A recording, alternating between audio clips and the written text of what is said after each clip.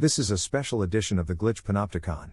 A final episode, if you will, summarizing the many techniques that I have acquired over the years to combat the psychic telescope at the center of the Panopticon.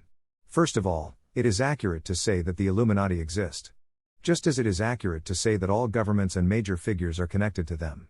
They possess entire training academies devoted solely to the development of psychic transmitters/receivers. Their acolytes specialize in deconstructing an orthogonal thought chain, a monologue so to speak, which has the potential to disrupt or destabilize the narratives of the agenda.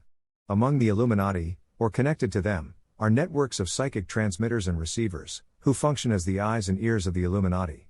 Among the skills acquired by some of their acolytes, apart from the accretive accumulation of psychic energy and focusing of that energy on an individual, is a kind of stilling, to borrow a term from Wheel of Time. Essentially what this involves is insertion of the psychic network into the absence junctures within the linear thought stream of the subject, so as to insert monologues of torture and abuse. These monologues are designed to put intense psychic pressure on the individual and bring out any latent psychic abilities, exemplified in the monologues that are generated as a focus stream from the result. The goal of this process is to recapitulate the intellectual processing of the subject while under supervision by the psychic network, waiting nearby, in order to erode and eventually substitute one of the network for the subject within his own narrative stream. In effect, for anyone who has read the Wheel of Time series, this represents a form of stilling.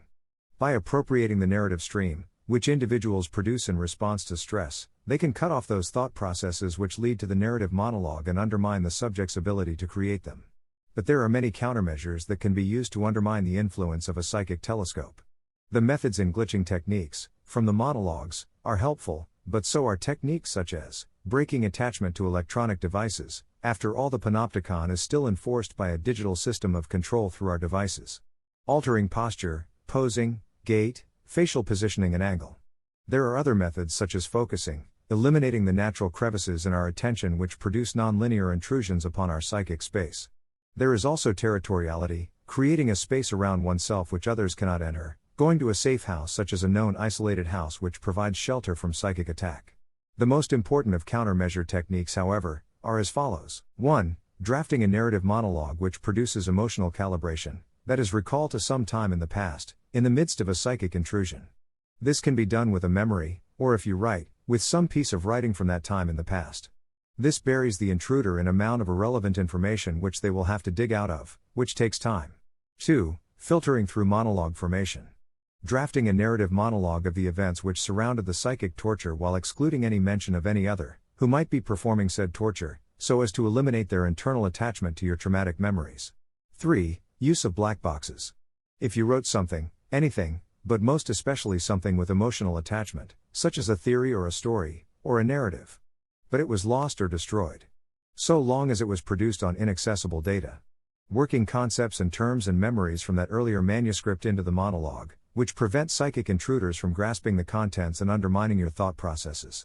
Anyway, the reality is that the usefulness of a psychic telescope depends upon an open mind, or a mind with cracks, created by frequent states of distraction or inattention. A mind focused on the task at hand, present in the moment, will be much more successful at preventing psychic intrusion, whether it is through a non-linear stream, physical, or a linear stream, psychic. What is clear to me from my experiences this evening is that the Illuminati really want me to stop producing podcast episodes, and they want to appropriate the intellectual process which generates it. My guess is, this podcast will be over soon, whether I like it or not. So, I write this last episode, to equip any of my readers or listeners who utilize a psychic telescope, to defend themselves in the face of an oppressive power. An already constructed psychic network, described by the principles set out in this podcast. If this indeed turns out to be the last episode, then there is a good reason I am not writing anymore. And it is likely not my choice in the matter. That's the end of the podcast for today. If you enjoyed it, please like, comment and subscribe.